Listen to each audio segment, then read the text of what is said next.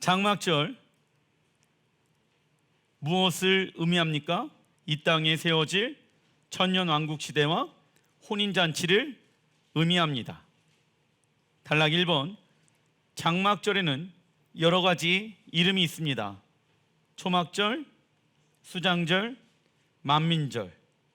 이 장막절은요, 여호와의 가을 절기의 완성이며 모든 절기의 마무리를 의미한다. 장막절은 하나님께서 계획해 놓으신 우리의 무엇을 완성시키는 절기입니까? 구원을 완성시키는 절기이며 하나님의 백성들에게 최고의 축복의 은혜를 주시는 날이기도 합니다. 장막절의 날짜는요, 티시리월 7월 15일부터 시작하여서 21일까지 7일간의 시간들을 보냅니다. 이 날은 가장 맑은 보름달이 뜨는 날입니다. 참고로 숫자 7은요, 완전함을 의미하는 단어이며 가장 밝은 보름달은 충만한 기쁨과 감사함이 넘치는 날을 의미하기도 한다. 그래서 성경에 보게 되어지면 1년에 하나님 앞에 최고의 감사를 드리는 절기가 가을 절기이며 가을 절기 중 또 장막절에 하나님 앞에 감사의 예물을 가지고 오는 날이기도 합니다. 그래서 장막절에 신랑 예수와는 거룩한 신부들과 함께 7일 동안 장막에 거하며 혼인잔치를 여시며 고통과 슬픔과 애통함이 없는 충만한 기쁨과 감사함이 넘치는 날이 될 것이라고 성경에 기록되어져 있습니다. 레위기 23장 34절의 말씀 같이 한번 읽어보겠습니다. 시작. 이스라엘 자손에게 말하여 이르라. 일곱째 달 15날은 초막절이니 여호와를 위하여 이레 동안 지킬 것이니라. 자, 초막절을요 며칠 동안 지키라고 성경에 말씀하고 있습니까? 이레. 그리고 이 날은요 누구를 위한 날입니까? 여호와를 위한 날이다 라고 말씀하고 있습니다. 43절, 이는 내가 이스라엘 자손을 애굽 땅에서 인도하여 내던 때에 초막에 거주하게 한 줄을 너희 대대로 알게 함이니라. 나는 너희의 하나님 여호와이니라. 자, 하나님께서 장막절을 지키라고 말씀하신 이유는 무엇입니까? 이스라엘 자손들을 애굽 땅에서 인도하여 내던 때에 초막에 거주하게 한 줄 너희 대대로 알게 함이니라 라고 말씀하고 있죠. 자, 하나님께서 이스라엘 백성들을 애굽에서 건져내시고 나서 모세의 장막을 통하여서 하나님의 쉐키나 영광을, 창세기에 잃어버렸던 그 쉐키나 영광을 회복하게 되어집니다.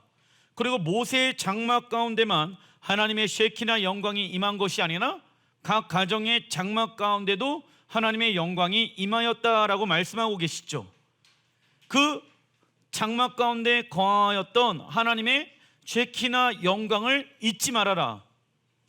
하나님의 쉐키나 영광이 이 땅 가운데 임하게 되어지는 날이 곧 온다. 하나님의 영광으로 충만한 그 날이 온다. 그렇다면 하나님의 영광은 장막에 거하죠. 여호와께서 거하시는 장막의 위치는 어디입니까? 예루살렘, 시온이 될 것입니다. 그래서 모든 육체가 여호와의 영광을 눈으로 보게 되어지는 날이 반드시 오는 날, 그것이 언제입니까? 장막절인 것이에요.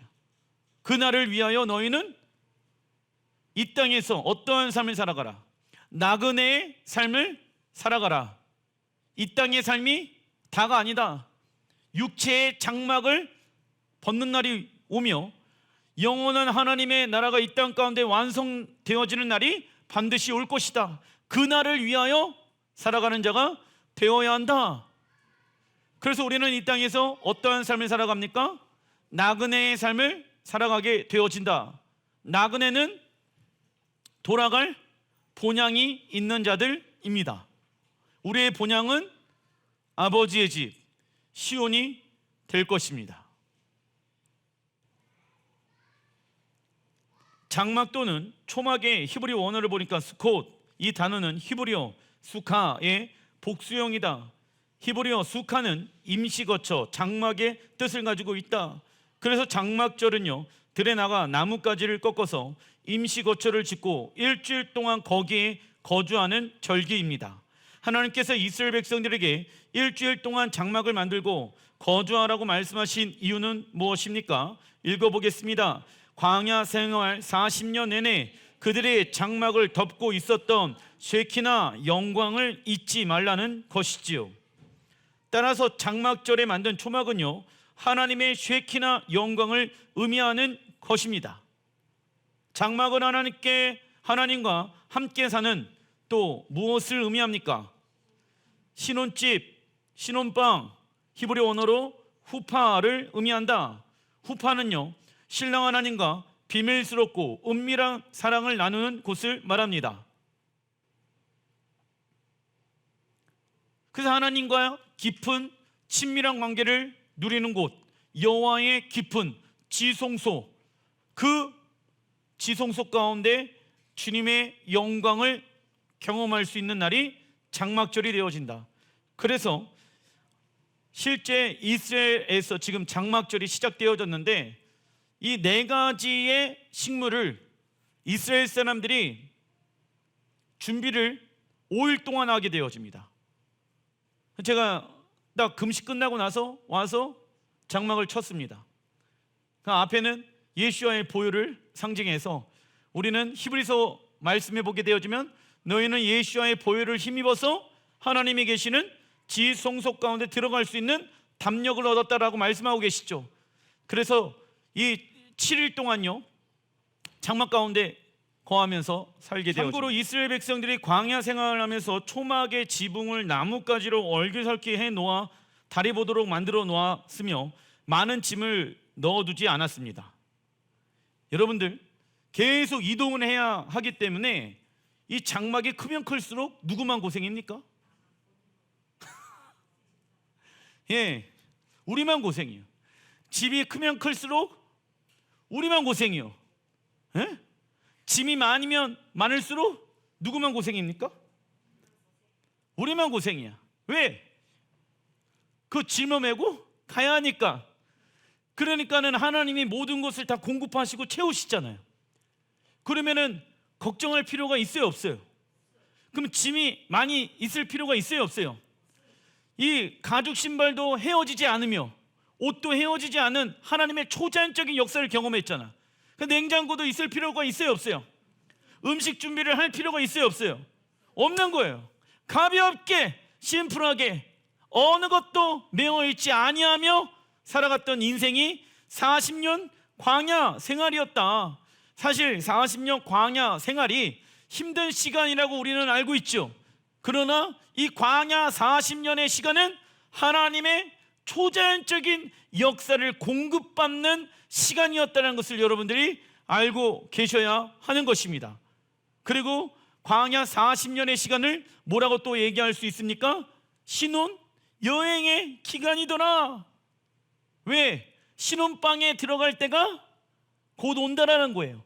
우리는 이 땅에서 지금 어떠한 삶을 살아가고 있다? 신혼 여행, 주님과 함께 동거하며 살아가는 여행 연습을 하며 우리는 이 땅에서 살아가고 있다. 하나님께서 많은 짐을 넣어두지 말라고 하신 이유는 무엇입니까? 하나님께서 구름 기둥과 불 기둥으로 말씀하시면 바로 떠날 준비를 하는 것이죠. 그래서 우리는 2가지 훈련을 해야 된다. 어떠한 훈련입니까? 순종 훈련과 나그네의 삶 훈련. 짐 많으면 즉시 온전히 기쁜 마음으로 순종할 수 없습니다. 우리 또한 광야 같은 이 땅에서 살아갑니다. 그러나 우리의 최종 목적지는요, 어디입니까? 이 땅에 임할 하나님의 나라이다. 그리고 하나님께서 창세전부터 거하시기로 결정한 장소인 솔로몬 성전 또한 장막절 절기에 맞춰서 완성되어집니다. 장막절에 3가지를 행하게 되어지는데, 첫째, 초막을 만들고 그 안에서 7일 동안 거합니다. 출급한 이스라엘 백성들이 40년 동안 광야에서 초막 생활을 하였다. 그러나 하나님의 초자연적인 은혜로 약속의 땅에 들어가게 되어지죠. 이와 같이 우리의 육체는 임시 거처일 뿐 영원한 처소를 바라보기 위해서입니다. 이 영원한 처소를 가지고 내려오는 날이 언제입니까? 초막절, 장막절입니다. 둘째, 네 가지의 종류, 무성한 나무가지, 종려나무가지, 버드나무가지, 아름다운 실과를 흔듭니다. 그 이유는 읽어보겠습니다. 물과 비를 주시는 하나님을 기억하라는 것입니다. 셋째, 7일간 온전히 기뻐하는 절기입니다. 그 이유는 환경과 상황으로 기뻐하는 것이 아니라 하나님의 구원으로 인하여 기뻐하는 것이죠. 그래서 이 7일간은요, 우울해하거나 슬퍼하거나 짜증내거나 싸우는 것이 금지되어져 있다. 누가 나를 열받게 한다, 마귀가 하는 역사구나. 승질내지 마시길 주의 이름으로 축원드립니다. 화를 내게끔 막 시비를 거는 사람이 있어.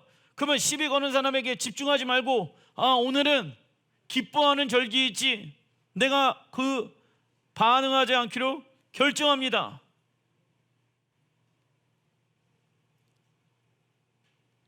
훈련인 거예요, 훈련.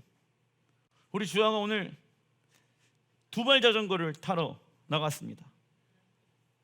잘 타고 싶은데 잘 탈 수가 없습니다. 성공하려면 약 100번은 넘어져야 된다. 그러면 이제 넘어지면서 무릎합도 깨지고 손에 피도 나고, 그 앞에 이제 자전거가 이렇게 떡하니 세워져 있었거든요. 남의 자전거가. 주아야, 피해야 돼. 그런데 이제 돌진. 왜? 좌회전을 못 배웠거든. 이렇게 걷고 있는데 직진만 배운 거야. 그냥 앞에 있는 세워져 있는 자전거를 그냥 뒤에 박았어. 그냥 야, 시원하게 그냥. 예. 깜짝 놀래가지고 그냥. 괜찮니? 아니, 걔들 얼마나 놀랬겠어요. 그 자전거 탈 줄 아는 사람들 당연히 이렇게 알아서 피해 갈 줄 아는데 얘가 직진만 배웠네. 우회전 좌회전을 못 배웠어. 브레이크 잡는 것도 못 배웠어. 그래가지고 이제 훈련인 거죠. 100번은 실패해야지 무엇이 옵니까? 성공의 때가 온다. 신앙생활도 마찬가지입니다. 우리가 성공을 하려면 무엇을 해야 됩니까? 실패. 그러니까 도전을 했다, 신앙생활을 하는데 실패도 경험하고 넘어짐도 경험하고 실수도 경험할 수 있다는 거예요. 안 하는 것 바에는 내가 도전해서 실수하지만 다시 오뚜기처럼 복음의 능력으로 일어나서 이 땅 가운데 완성되어질 하나님의 나라의 때를 위하여 살아가는 삶, 이 사람들이 성공한 인생을 살아가는 것이다. 성공이라는 것은 갑자기 어느 날 내 눈앞에 떡하니 떨어지는 것이 아니다. 성공을 하기 위해서는 반드시 무엇이 따라온다? 실패라는 것이 따라온다는 것을 잊지 마시기 바랍니다. 그래서 성공하지 못하는 사람들의 공통적인 특징, 아무런 도전을 하지 않는다는 것이죠.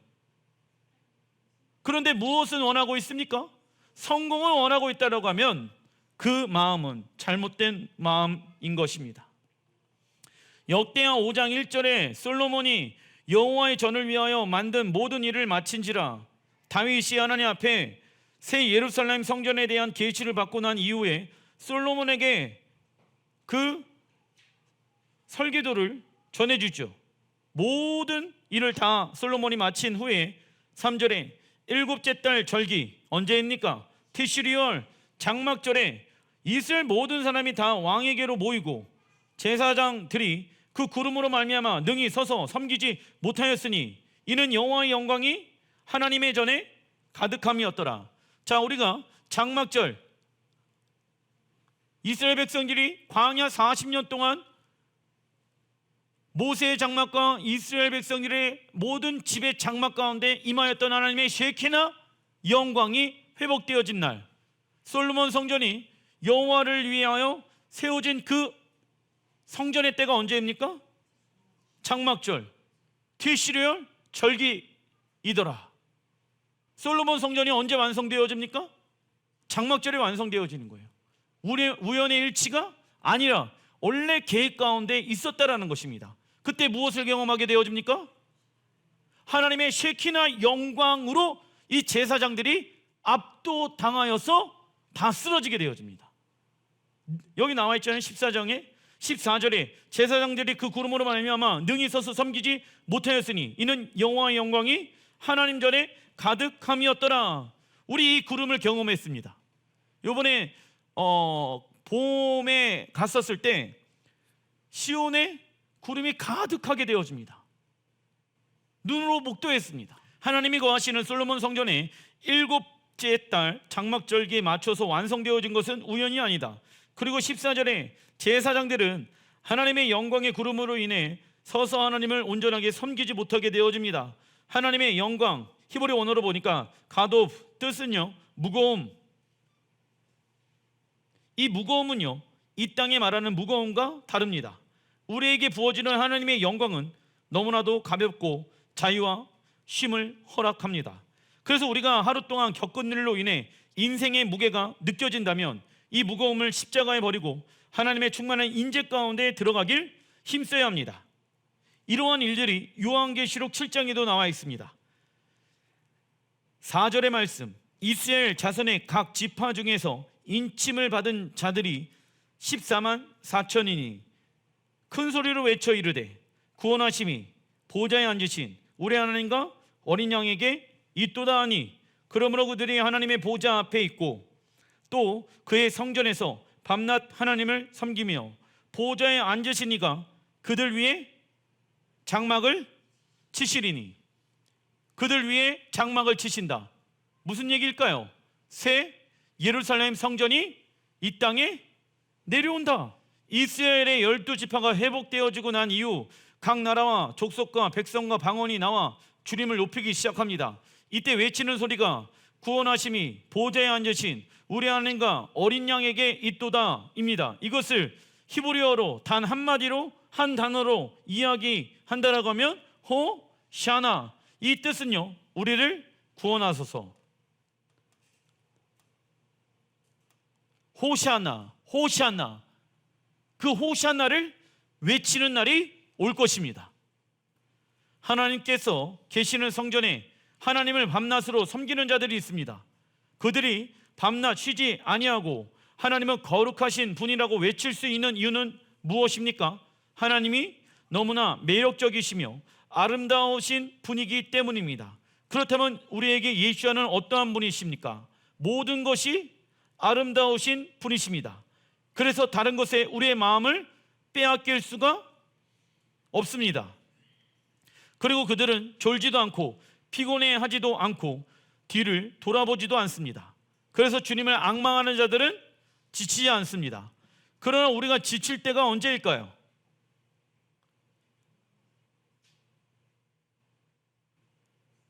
자신의 뜻을 따라 살아가게 되어졌을 때 우리는 지치게 되어진다. 하나님의 뜻을 따라 살아가는 자들은 지치지 아니하는 독수리와 같은 힘을 주신다. 우리가 언제 지칩니까? 우리의 뜻을 따라 살아가게 되어졌을 때. 시편 27편 4절에 내가 여호와께 바라는 한 가지 일 그것을 구하리니 곧 내가 평생에 여호와의 집에 살면서 여호와의 아름다움을 바라보며 그의 성전에서 사모하는 그것이라. 아멘. 이때는 아직 여호와의 성전이 완성되어지지 않았다. 솔로몬 성전 때 완성되어졌죠. 그러면 이 다윗이 본 여호와의 성전은 무엇을 말하는 것일까요? 새 예루살렘 성전이겠죠. 기도하면서 예배하면서 하나님 나라에 대한 계시를 받은 이 다윗은요 그 예루살렘 성전에 누가 계시다는 것을 알게 되어집니까? 여호와의 아름답다. 그 여호와는 아름다우신 분이십니다. 이 아름답다라는 단어의 뜻은 무엇이냐면 세상의 어떠한 것과 비교할 수 없다라는 단어의 뜻을 가지고 있다. 그것을 한마디로 가도시, 거룩이라는 단어의 뜻을 가지고 있는 것입니다. 다윗은 자신의 삶 가운데 하나를 선택하라고 했을 때 세상의 것을 선택하지 아니하고 여호와의 성전의 아름다움을 바라보는 한 가지를 선택하게 되어집니다. 시편 16편 11절 주의 우편에 영원한 즐거움이 있나이다. 우리가 하나님 나라에 들어가면 하나님이 주시는 영원한 즐거움을 경험하게 될 것입니다. 세상의 즐거움은 비교할 수가 없다.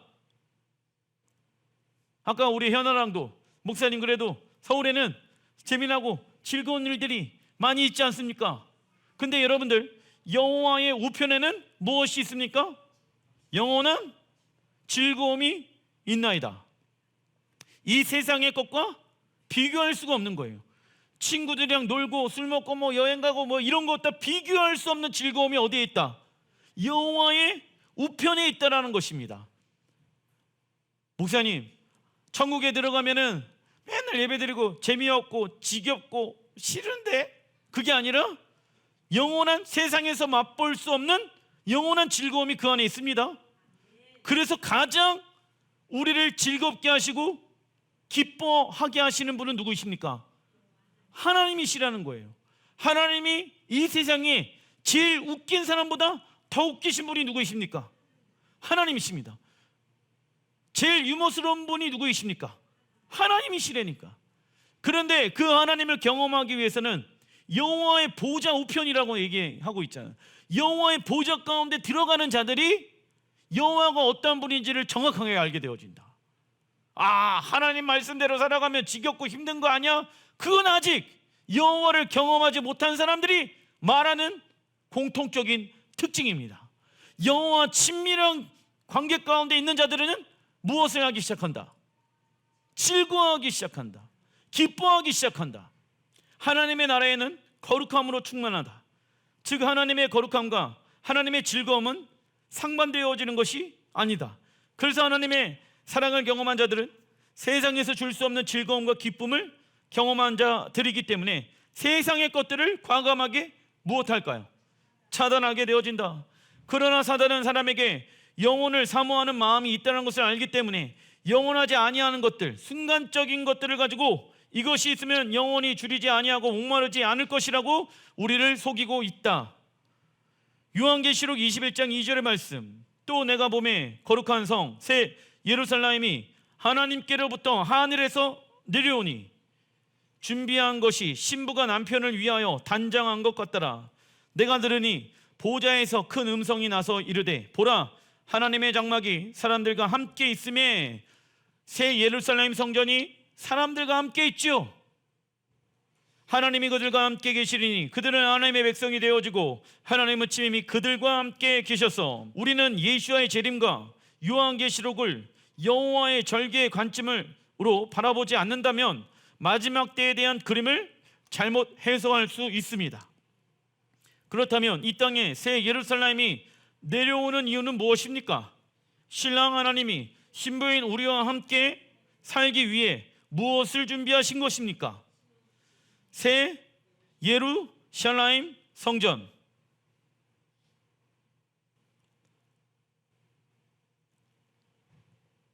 이때 신부가 해야 하는 단 한 가지 무엇입니까? 신랑 하나님만을 사랑하는 것으로 단장해야 한다. 우리가 천국 가야 하는 이유, 하나님만을 사랑하기 때문입니다. 다른 동기들, 지옥 가는 것보단 천국 가는 것이 좋기 때문에 이러한 다른 동기들은 예수의 십자가에 못 박아야 합니다. 근데 어떤 이는 육체의 자아를 죽이고 하나님의 말씀에 순종하는 것을 기껏해야 천당에서 상급이 큰 사람이라고만 생각해 버리고 이를 중요하게 생각하지 않습니다. 이처럼 잘못된 구원은 무엇으로 얻는 것이고 믿음으로 얻는 것이고 행함은 무엇에 관한 것이라고 가르칩니까? 상급. 구원과 믿음과 행함과 상급은 서로 연결되어져 있습니다. 그런데 이것을 어떤 사람들은 구분시켜 놨다는 거예요. 구원은 믿음으로 얻는 것은 맞습니다. 믿으십니까? 그런데 행함은 무엇과 연결되어져 있다? 상급과만 연결되어져 있다. 행함은 구원과 연결되어져 있는 것이 아니다. 행함은 믿음과 연결되어진 것이 아니다라고 생각한다고, 어떤 사람들은. 그런데 여러분들, 구원은 믿음으로 얻는 것이고 믿음은 행함과 연결되어져 있다고, 순종함과 연결되어져 있다고. 할렐루야. 그 결과 우리에게 하나님은 무엇을 주십니까? 상급을 주시는 거예요. 이것은 하나입니다. 분리되어질 수가 없는 것이죠. 그러나 성경은 믿음과 행함, 이 두 가지가 다 있어야 된다고 구원을 받을 수 있다라고 말씀합니다. 믿음으로 구원을 얻었기 때문에 마음껏 죄를 지으며 살아도 구원을 얻는다는 논리는 스스로 속는 것입니다. 우리가 무슨 짓을 행하여도 구원을 잃어버리지 않는다는 잘못된 생각의 결과는 우리로 하여금 너무나도 많은 죄들을 너무나도 쉽게 짓게 한다는 것입니다. 고린도후서 5장 1절, 만일 땅에 있는 우리의 장막집이 무너지면 이게 언제입니까? 우리가 죽는 날이에요. 하나님께서 지으신 집, 그 손으로 지은 것이 아니요 하늘에 있는 영원한 집이 우리에게 있는 줄을 아느니라. 이미 하늘에서 지어진 영원한 집 어디입니까? 새 예루살렘. 우리의 육체는 임시 거처일 뿐 영원한 처소는 하나님의 나라에 있습니다. 그리고 하늘에 있는 우리의 영원한 집의 이름은 새 예루살렘입니다. 에베소서 1장 10절에 하늘에 있는 것이나 땅에 있는 것이 다 그리스도 안에서 통일되게 하려 하심이라. 하늘에 있는 새 예루살렘이 이 땅에 있는 예루살렘에 무엇이 되어진다? 통일, 하나가 되어진다. 사람에게 있어서 영과 혼과 육이 분리될 수 없는 것처럼 하늘과 땅도 분리될 수 있는 것이 아니다.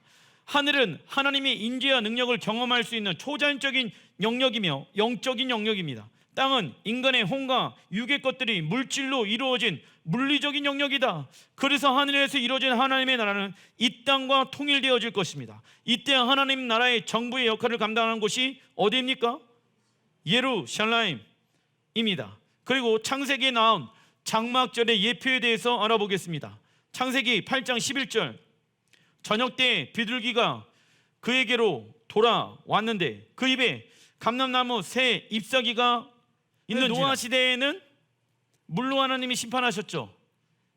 그러나 마지막 심판 때에는 베드로전서에 보게 되어지면 불이 이 땅에 임한다라고 말씀하고 있죠. 왜?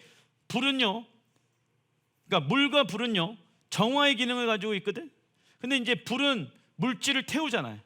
그러니까 사람이 만들어 놓은 모든 물질들을 다 태우시는 거예요. 그리고 정화시키는 것입니다. 그래서 너희들은 예수님께서 말씀하시죠. 마지막 때의 징조를 노아의 모습을 통해서 배워야 된다.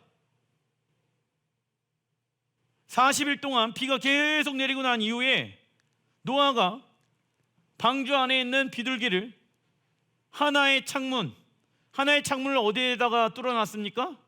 천장. 주변에는 창문이 없었다. 오직 하늘의 것만 바라봐라. 비둘기를 풀어줬습니다. 그리고 나서 그 비둘기가 무엇을 물고 오게 되어집니까? 감람나무 새 잎사귀. 퀴즈. 그렇다면 이 감람나무는 누구를 상징할까요? 이스라엘. 마지막 때 구원받게 되어지는 민족 이스라엘.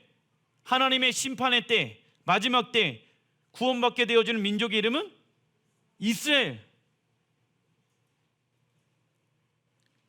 노아가 땅에 물이 줄어든 줄 알았으며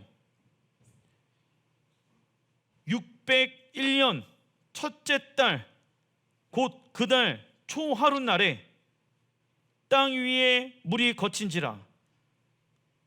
노아가 방주 뚜껑을 제치고 본즉 지면에서 물이 거쳤더니 하나님의 홍수 심판 이후 비둘기는 감람나무 새 잎사귀를 물고 노아 방주에 돌아오게 되어집니다. 그렇다면 감람나무 새 잎사귀는 무엇을 상징할까요? 이스라엘. 이는 대속제일의 감람나무인 이스라엘이 회복되어지고 장막절의 열방들이 천년왕국으로 들어갈 수 있는 것을 의미한다. 그죠? 이해되시죠? 근데 여호와의 절기에 대한 이해도가 없다라고 하면 이 창세기 8장은 그냥 넘어가는 거예요. 그리고 노아의 방주가 땅 위에 물이 거친 날이 첫째 달 초 하룻날인 티시리얼 1일. 언제입니까? 나팔절이지요.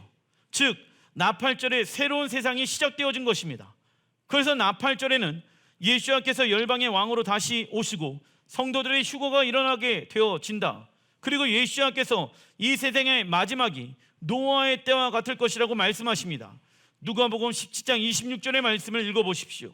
노아는 현재의 삶 가운데 하나님의 뜻이 이 땅 가운데 이루어지기를 위해 당시 비를 경험해 보지 못했던 사람들에게 홍수 심판을 선포하였습니다. 동일해요. 자, 마지막 때에 하나님을 믿고 있는 사람들에게 하나님의 심판이 곧 있으면 올 것입니다. 여러분들이 만약에 자녀들에게, 믿음이 없는 사람들에게 이야기해 보십시오. 그 사람들이 뭐라고 반응할까요? 우리 하나님은 참 좋으신 분이시기 때문에 심판 그런 거 우리에게 주시지 않을 것입니다 라고 이야기하는 사람들이 있을 것입니다. 다시 한번 알려드리겠습니다. 우리는 그 심판 겪지 않는다.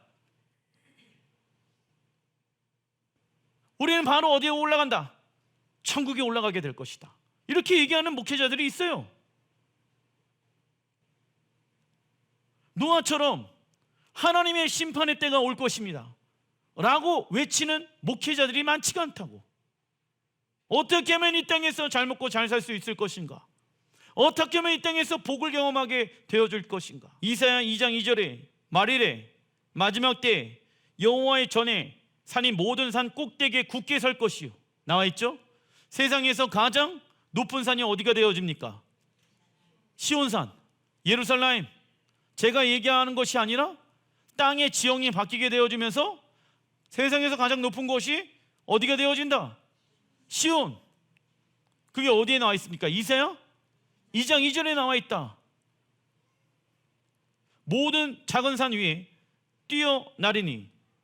왜요? 왜 높아져야 됩니까? 만방이 그리로 모이기 위함인 것입니다.